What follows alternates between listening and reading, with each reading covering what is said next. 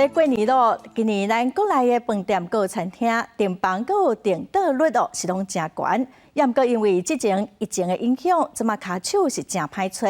有人力银行调查就发现讲，有超过65%的企业拢个会欠人。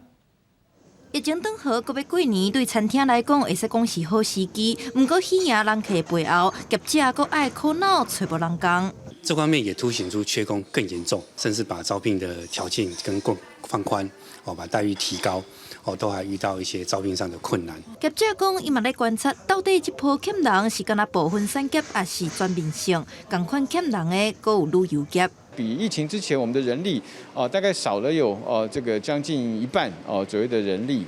针对欠工的起高龄，有学者表示，少子化甲产业薪水成长慢，青年就业意向改变，别管是餐饮业分两大的工时等等，拢可能是原因。过来就是进前一段时间，真侪人转道做散工的人，颠倒变较侪。所谓的缺工的这个时代，其实背后不排除有这种少子化的因素，但是也不能排除就是在疫情期间，我们很多的员工或很多的劳工，其实也开始做很多的行职业的这一移转的这样的一个情况所以导致出来的这样一个结果。